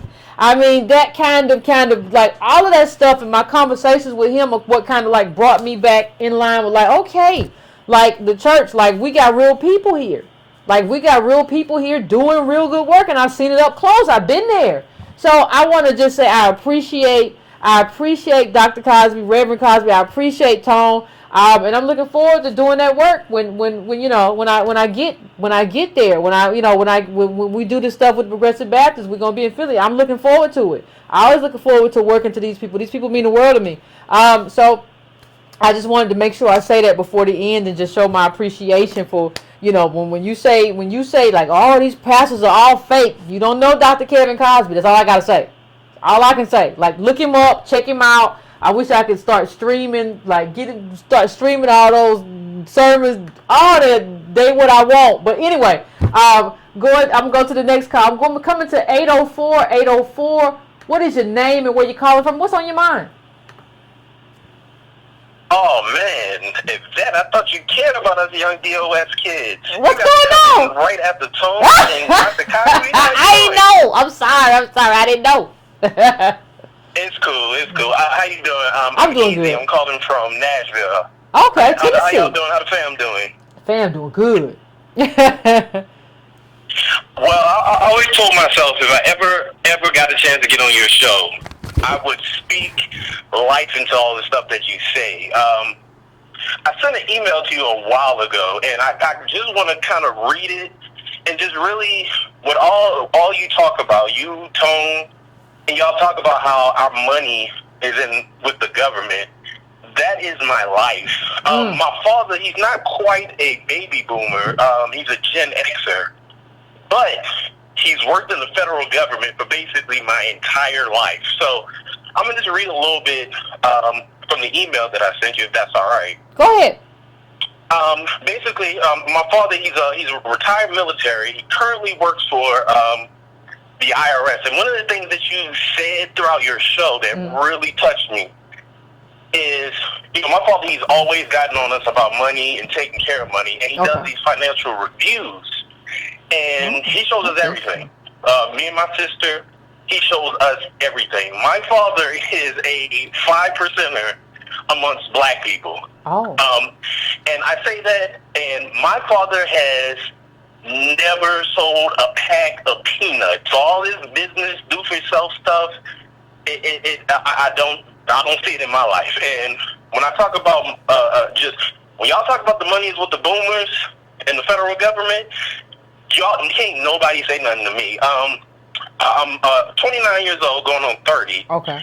And I went to school. I was in the military myself, and my late brother, he was in the military. And just to give you just a few factoids in my life, just to let you know what type of money I'm talking about. And if I did enough digging, I can show you bank statements for all this stuff. Most recently, you know, I'm a young man, so I have beefs with my father. So there's been times when, you know, we've not been talking. So you just had a show about plasma, and that was my life for a couple of months right after college. Granted, I went to college and got up out of it with no loans because I was in the military and my father was in the military. Okay. But just to go back to the point of kind of being away from him, because that's when I see the reality of young DOS, is when I'm away from my father. I most recently just got in trouble with a payday loan. And I got about $4,000 worth of debt just paying regular bills because I have a job, but I've never had a full-time job since I graduated in 2010. My father gave me the $4,000. Gave it to me. No strings attached. No, I might have it. No, he gave me the money. A few years back when we had a similar issue with one another, I got into $8,000 worth of debt. He first was giving me a little bit, and then he was like, son, I need you to pay that stuff off. And he gave me the rest. Again, I have a sister. She recently, God bless you, she's still here, but she got in a car accident. The car she totaled, he paid for that in cash. Granted, my dad is one of the cheapest men, like my father is James Evans. He's Julius from Everybody Hates Chris. He knows about saving money and taking care of money, but he bought her a car, another car, cash. Bought me maybe 3 cars throughout my life. And another thing that my father has done is since then, again, 12 years, since I was 18. Since I was 18, my father has given me and my sister $300 bi-weekly every month without fail. So if you do the math, just money just coming to us. And just to, to close everything up, my father's net fam. I have bank statements to show all of this. This is not a game. I'm not making stuff up. What'd you say your father did for a living? What'd you say he did? He was in the United States Coast Guard for about 25 years. Okay, all right. And he's retired, and he's currently in the Internal Revenue Service. Okay. So, he's raking in those benefits for being in the military. And, I just want people to see you're not crazy. All this, besides just the mountain of facts. And I'm starting to see that my people, 2 things I see with my age group, I'm speaking millennial DOS. We good gracious. Instagram is just a devil, and we're all about the flash and all this other nonsense. And most importantly, we're not looking to take a loss for one another. I appreciate what you do. I appreciate what Tone does. You guys are sacrificing for us, and that's why I'm starting to see what a lot of these do for selfers. So I appreciate all you do. Shout out to Dr. Cosby. Shout out to Tone Talks. I'm gonna post this to people because there's a lot of people that hate you for some reason. It's all right. It's all right. It's all right. I drink their tears. Listen. You need to leave your daddy alone. Stop fighting with your daddy. Your daddy give you. Listen, your daddy. No, we good. Okay. Good. And here's the thing. I'm trying to get to a place that have my dad be a little bit more politically inclined because he got a little bit of them baby boomer ideas. Yeah, of course. They all do. Now, but yeah. Hey, y'all have a good one, man. I'm just gonna go ahead and listen to the show. All right, I appreciate you. Yeah, I'm not. No problem. Before I go on, I want to thank Black Mama Brands, and I want to thank Clementine Dixon for the donation. Y'all came through. I appreciate you. But I said that he got to get good because his dad has anchored him in a little bit of money. A lot of people don't have it to hang on, and that's the difference between being homeless a lot of times and not being homeless. So, if he's kind of anchored you just going to have to eat a little bit of crow. But I appreciate that he's getting his father's politics anchored. Give him some data. Give him this report and just sit it on his nightstand. And maybe he'll read it at nighttime before you go to bed or whatever. But don't stress yourself out too much. We can't be dealing with too much stress. There's too much going on in our lives. But yeah, think about it. Coast Guard. And you was able to do that. Now, all these people talking this do for selfies and passing out these business cards ain't doing none of that. But they just be talking. Don't nobody want to talk about everything else. What the real deal is and what's really going on in our communities. That man paying money bi-weekly to his kids. Buying all kinds of cars and paying off bills. Now that's certainly not enough in terms of what we have, what white people can do or whatever. But come on, you think about it. You were able to be Coast Guard. You didn't even necessarily. I didn't ask him what his father's education was. But you got to go to work, do the same thing every day, take orders or whatever, and you had money. That world don't exist no more. That's why I said that you boomers don't understand how good you had it. You go there to work, do one thing every day, and you came home and you had some money, and you had some money to give your kids. That's a big deal. That's a really big deal. That's generational wealth. Okay? I'm going to 909. 909, what's your name? Where you calling from? What's on your mind? Hi, Yvette. My name is Anthony. What's on your mind, man? Hello? I'm here. Yeah. I've listened to your show a lot of times, and I want to thank Tone Cosby and so I can hear what he had to say because I've been conflicted with the Black church for quite some time, and I was wondering what is it about being on the same page that we have a problem with.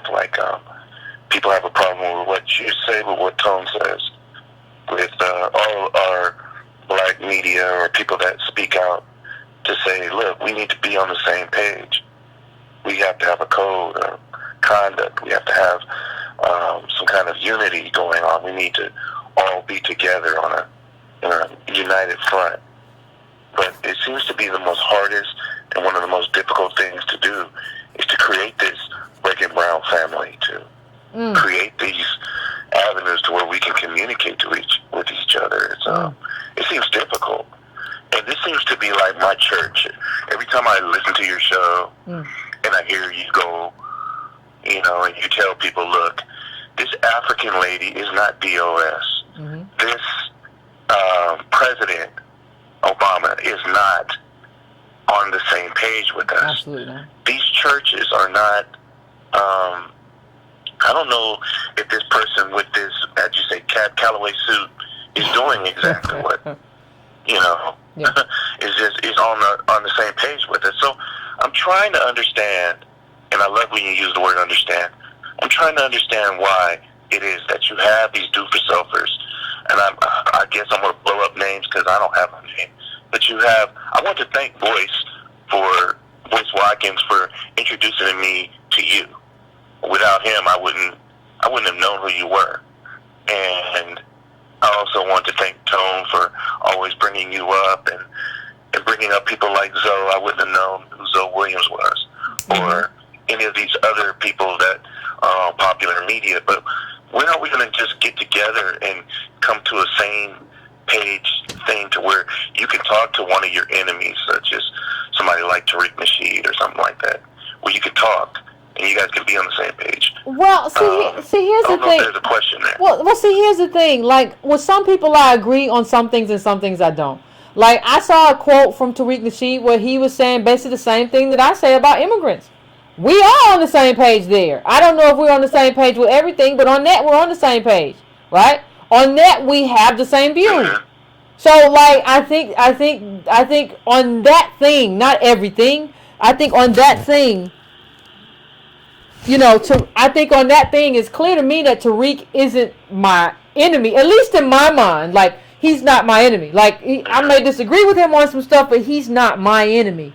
Like, so, you know, in terms of, so, because, like, what we have is that, like, he can see the immigration thing clearly. And that means to me that he can see other things clearly, right? He can see, like, how we're being manipulated by other groups clearly.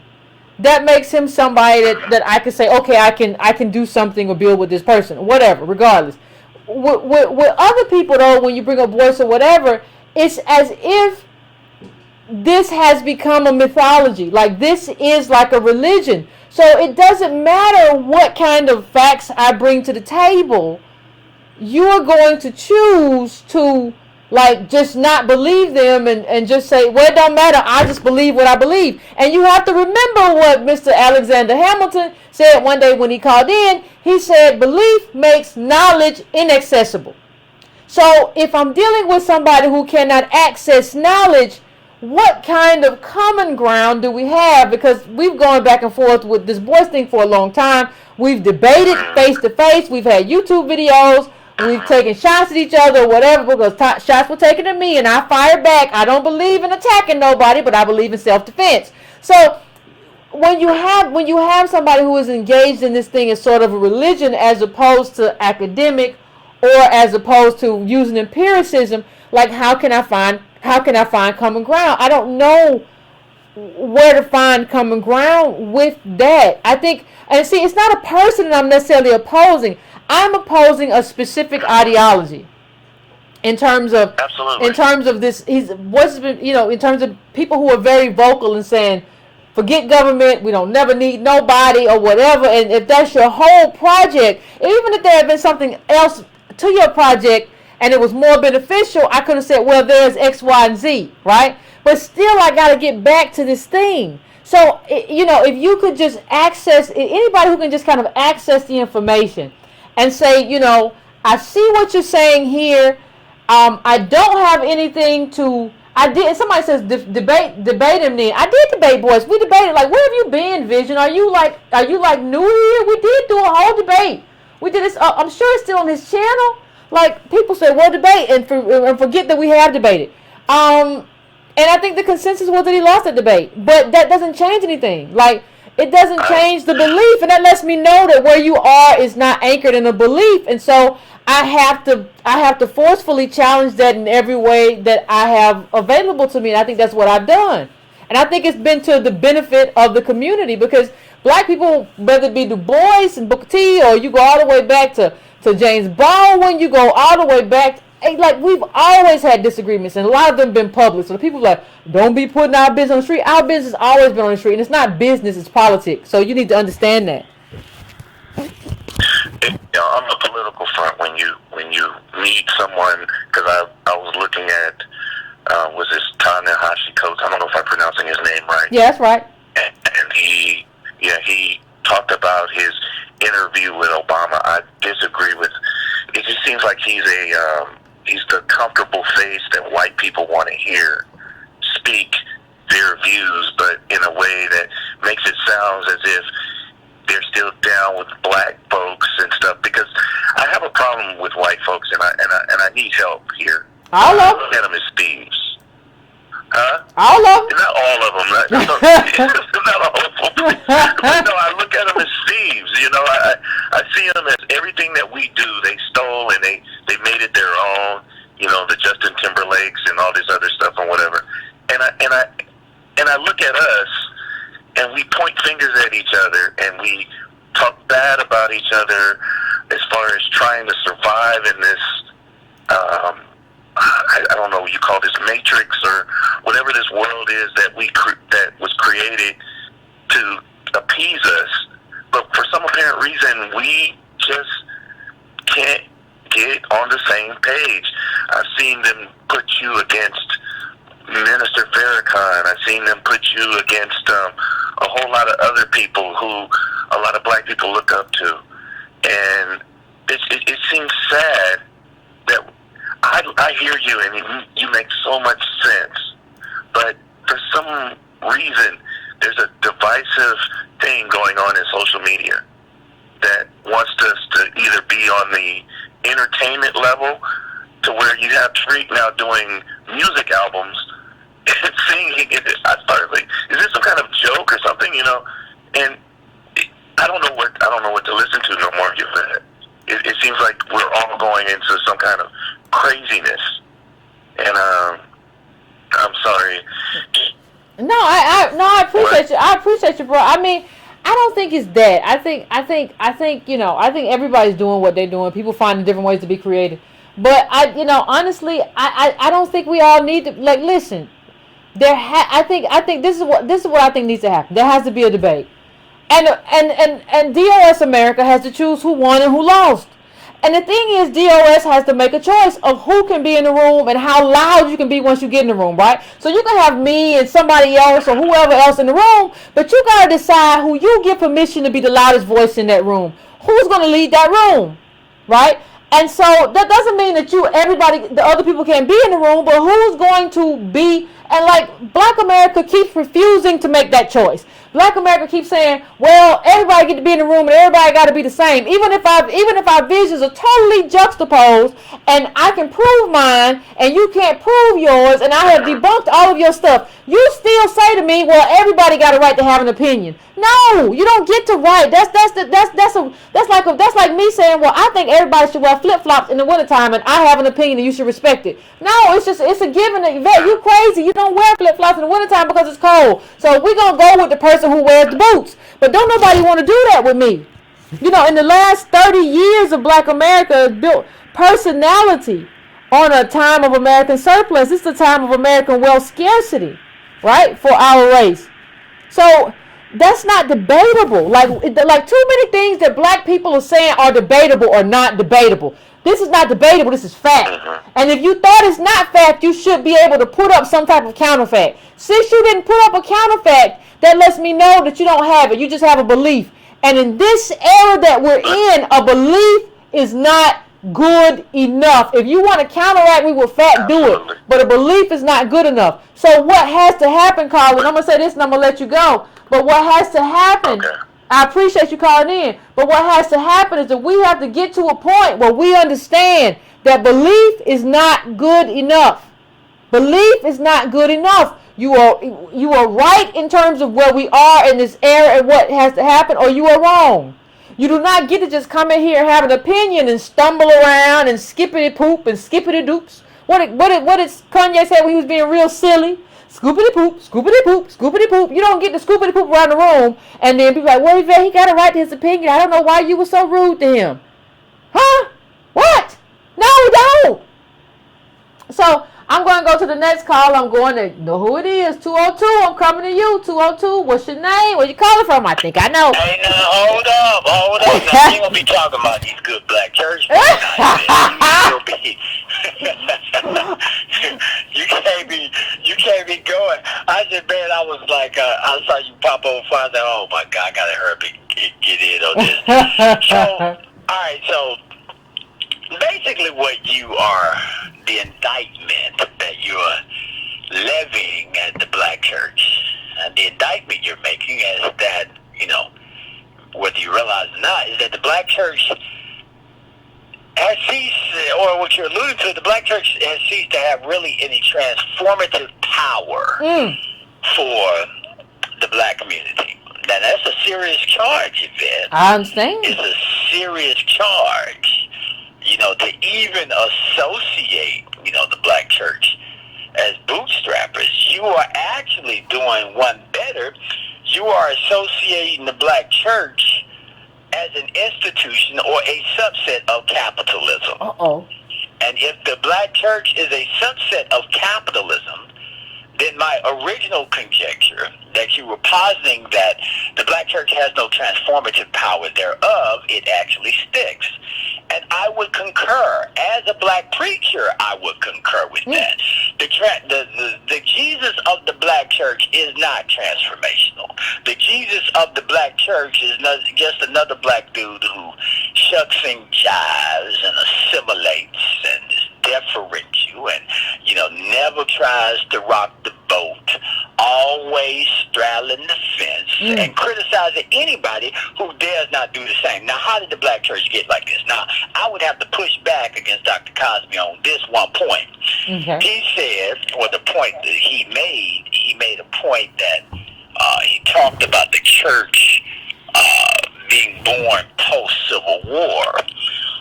And whereas that is accurately, you know, one could make that argument, I would argue that that's the problem.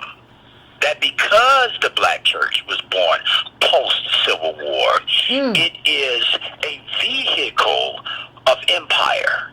It is a vehicle of empire. So go back, let's go back 12 Years a Slave. Remember that movie, 12 Years a Slave, Yvette? There's some very famous scenes and imagery in that movie where the white slave master is teaching the black slave how to read and how to learn English. And he's doing it by reading them the Bible and coming out of Corinthians and coming out of the Pauline text that says, slaves, thou shalt obey thy master. Well, that's not the Jesus I subscribe to, and that's surely not the Jesus that the late, great Reverend Dr. James Cone, the founder of Black Liberation Theology, subscribed to. Now, I don't have time to go into the reason of how we got here. I'll just say this for anybody who wants to read up on it. Constantine's hijacking of Christianity in 325 or 315 A.D. is the consequence of the Christianity we have now. It is when Christianity became aligned with empire. So in America, the first thing you have to do, when you want to look at a preacher, this is what you got to do if you really want to see if they are making the church a subset of capitalism. You got to ask this question: is this church putting the cross in front of the flag, or is the church putting the cross behind the flag? Now, if the cross is behind the flag, that means the church is a subset of capitalism. If the cross is in front of the flag, and you can tell from how they preach it, you'll be able to see it quickly. Is that right? They talk like you. They talk like you. If they talking like you, well, they putting the cross in front of the flag, and that means the cross then has the transformative power that it was meant to be. Here's the thing. here's the thing of it. Here's the thing. Jesus, which Jesus is more important to black people? I ask any black person who listening. The Jesus of the Bible, you know, who tells you to turn the other cheek. He's so meek and mild that Jesus of the Bible. I mean, he gets dumbed down in the Bible. And the way you listen to how some of the he's just a guy who goes along to get along. He bends over and takes it every which way you want to get it. Well, that ain't the Jesus I know, Yvette. So is that Jesus more important? Or but I thought Jesus turned over tables. I thought Jesus turned over tables. I thought Jesus turned over tables and stuff. Okay. Is that Jesus more important, or the narrative of Jesus as a black man from a Nazarene ghetto who lived his life in protest against government, forcing them, holding them accountable for how they treated the people at the bottom of the barrel, and as a consequence of that preaching, of that ministry, of that protest, he was executed by state-sponsored violence. Now, if you take the latter, Yvette, the Jesus that I'm suggesting to you, that narrative, then our apostolic succession to the saints, or our apostolic succession, or our historical narrative back to Jesus, goes through Trayvon Martin, Michael Brown, Renisha McBride, Jonathan Farrell, Abner Louima, and every other black person, including Emmett Till, who were killed by state-sponsored violence in the exact same manner that Jesus Christ was. Now, that's my link. If your pastor ain't talking like that, I don't know what he's talking about. Tell him the Reverend Dr. Alexander Hamilton said that. He can call me if he wants, and we can have a long talk about it. But that's the Jesus, the latter Jesus, the former Jesus, is the Jesus we need to get rid of. It is the Jesus that needs to be excommunicated from black people's lives. That is not the Jesus of Nazareth. That is the Jesus of empire. And that Jesus will forever be putting the cross behind the flag. Behind the flag. Capitalism will always come first. So when you hear people say, "Oh, Yvette, God helps people who helps themselves," that's a goddamn lie. Jesus has always been concerned with the people at the bottom, faces at the bottom of the well, as Derek Bell has said. He has always been concerned about the least of these. It is why he says in the New Testament that Jesus says the poor will always be amongst you. His ministry was aimed at the exact same people, Yvette, that you're aiming them at. And so if your pastor is trying to buy a private jet, Yvette, if he's trying to get a $65 big private jet, you know, if he's trying to get that jet, if he's trying to step in there in them zoot suits, he's trying to moonwalk across that stage, if he got a stage and not a pulpit, he's aligning the church with empire. And you have to be able to recognize it. You have to be able to recognize it because it's very subtle.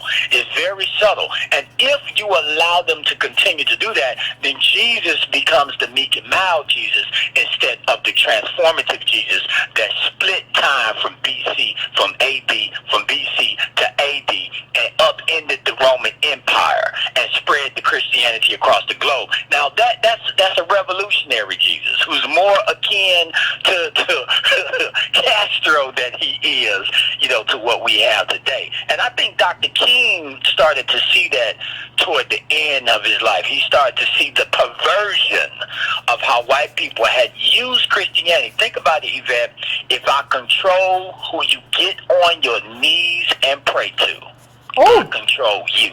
I am your God. I am God. And that is why every time I go and I see a white Jesus in a black church, it sickens me.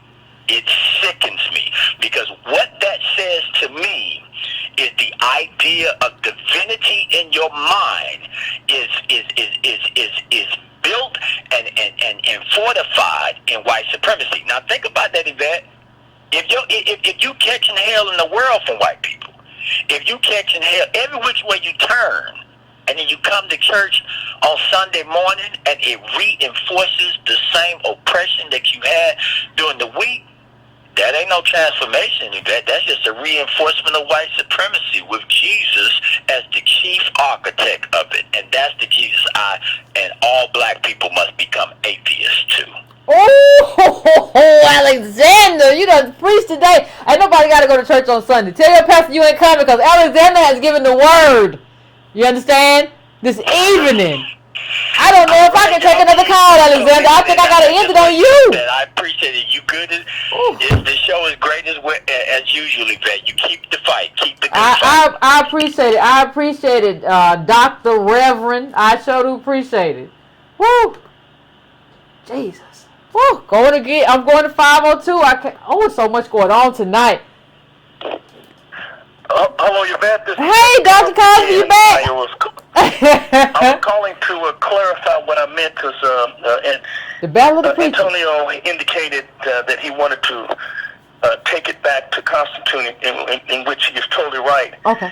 How that Constantine co-opted the church. And he's totally right. But what I was talking about was the basic thesis, I'm sure he's familiar with this, of Dr. Gaylord Wilmore, who was a colleague of James Cone. Dr. Wilmore's book, which is a classic if you want to understand the church, his book is called Black Religion and Black Radicalism. Yeah, you and recommend his basic thesis is that the black church was born a radical institution that from Gabriel Prosser to Denmark Vesey to Nat Turner in 1831. And the reason I said Civil War is because the black church that was born after the Civil War, namely William J. Simmons, I'm the president of Simmons College, who is the founder of the Black Social Gospel Movement, William J. Simmons, Bishop Henry McNeil Turner of the AME Church. These were very radical political pastors, but we experienced mission shift after World War I, and what the brilliance of Martin Luther King's movement was Dr. King got us back to the church of after the Civil War, in which the black church was aligned. It used its institutional strength to advocate for black people.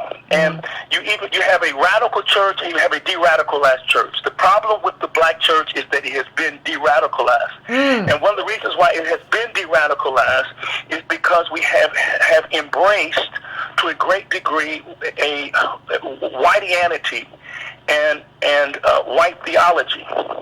And white theology is basically, it's a sick anthropology as it relates to black people. It's a sick sociology as it relates to the equal distribution of resources, and it's a sick theology because it puts Jesus in the cockpit of a B-52 bomber. It says that that Capitol Hill is more important than Calvary's Hill. When you're a Christian, there's a hill higher than Capitol Hill, and your ultimate allegiance, and Alexander is right, your ultimate allegiance is not to the flag, but it's to the cross. But we have lost the radical black church. And when you have the Creflo Dollars and in fact, it all started with Reverend Ike.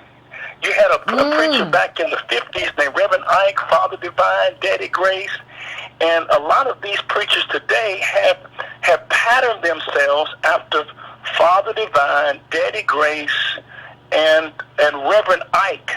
These were aberrations, and now they have become mainstream. But there are yet a lot of black pastors who are out here who have a radical political message. For example, you got a guy in Texas by the name of Freddie Haynes. Freddie Haynes is like the Vatican when it comes to black political politics. And one thing that we're trying to do with the Angela Project is to get the church back on point. I'm gonna say this and I'll be quiet. The two most powerful words, if we're really serious about mobilizing the masses, because you're right, many people expect the black church to do so much, but they don't understand that the people putting money into those plates are poor black people. So there's a limit to what the black church can do. We've got to mobilize our people to do black politics. Absolutely. And So I just want to comment on that. I appreciate it, Dr. Kevin. I appreciate y'all coming in. We had this much. We had this. Ain't nobody had this much theology, but I sure do appreciate you, Dr. Cosby. This has been a wonderful. This has been a wonderful evening. I appreciate you. Thanks so much. Thank you. Everybody, listen. I don't know. Listen, y'all ain't got this much from Dr. Cosby. And he clarified, and Reverend Dr. Cosby, Reverend Dr. Alexander Hamilton Conner. We got real black pastors calling in here, clarifying doing church on a Wednesday night. I mean, black liberation theologians. They out there. They're out there. We just have to support the good ones. We don't have to just abandon the black church because of Creflo or nobody else. We just have to find the good ones who are out there and say, since you're doing the right thing by me and my people, I'm going to support you. I'm going to mobilize behind you. I'm going to be a part of what Dr. Cosby does. I'm going to be a part. If Alexander get a church, I'm going to be a part of what he's doing. We have, and there are others out here, like Dr. Cosby mentioned. We have to just decide we're going to be a part. I'm very excited. I had church tonight. We have to decide that we're going to be a part of, like, the good part of it. Now, and I'm not saying if you are an atheist or whatever, I'm not saying that you're a bad person. I'm not doing none of that. I'm a fan of collective. I'm a fan of doing what's best for the collective. So I'm not disabusing. I invited Dr. Jared Ball to come, and he spoke at Dr. Cosby's church or whatever, and he's an atheist. I invite everybody. I'm not a person who excludes, but I'm just saying, if you have identified and do identify as a Christian, it ain't no reason to just leave the church because we got scoundrels in the midst. We got some good people in the midst doing some good work too. That's all I'm saying. I'm going to go to this last call because this call has been on hold for a very, very, very, very long time. And I just feel wrong. So 314, I'm coming to you. 314, what's your name? Where you calling from? What's on your mind? It's my last call. Hello, caller. Turn down your background. 314? You there, 314? Turn down your background though. I am. Can you hear me? I can hear you, but I can hear me too, so turn down your background. Yeah, I can hear you. Okay, all right. My name is Ben. Yes, I'm here. Turn down your laptop or computer or whatever you listen to me on. Okay. Mm-hmm. Okay, hold on 1 minute. Okay. Okay. You hear me? Yeah, I can hear you. What's on your mind? Okay. What's on my mind? I'm just going to piggyback off some of the things the people said. And first of all, I'd like to thank you. Thank you for your hard work. You is necessary for the body. Okay.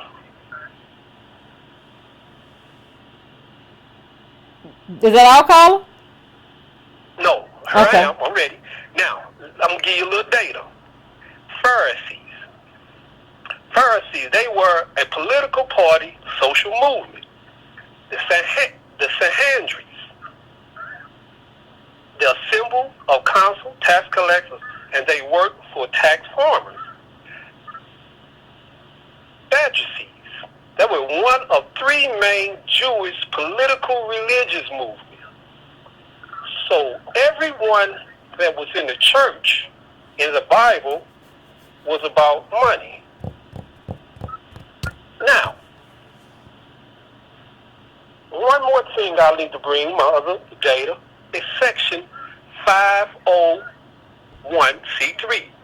Organization prohibited from supporting political candidates as a result of Johnson Amendment enacted in 1954.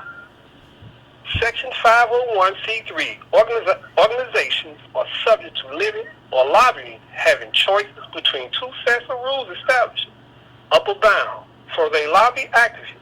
Section 501c3, organizations risk loss of tax. All right, let's get to the point, caller. Well, my point is that the organizations or the churches or under these specific, if they're an organization under 503, they're not going to support any political party. So that's all. That was my point. Thank you. All right. Thank you. Thank you. I appreciate you. I appreciate you calling in. All right, Breaking Brown family. I'm sorry. I know a lot of people tried to call in tonight or whatever, but we had some good conversation going on. It was really exciting. So I didn't get to everybody. I apologize. It'll be Wednesday before I'm back, so it'll be a week. Hopefully I'll get to everybody. I'm sorry, but I did the between Dr. Cosby and Alexander and the conversation about the black church. There was some gems in here tonight. There was some history in here tonight. I really appreciate both of them calling in and really clarifying everything. This was normally I don't say this was a good show, but not because of anything I did. I think the callers were very good and on point. The other callers were well too, and I appreciate everything. I appreciate the conversation. I appreciate y'all. Y'all are wonderful. And I just want to thank you. And, before you go, please please subscribe if you haven't subscribed already. Please share it with your friends. Please hit that bell. You see that bell? Just hit it. Boom. Hit it. And thanks to the mods. There weren't enough mods in here tonight, I don't think, but I appreciate the moderators, those who were here and knocking out the box. I saw you. I appreciate you. And I just want to say thank you, fam. And we will talk again very, very soon.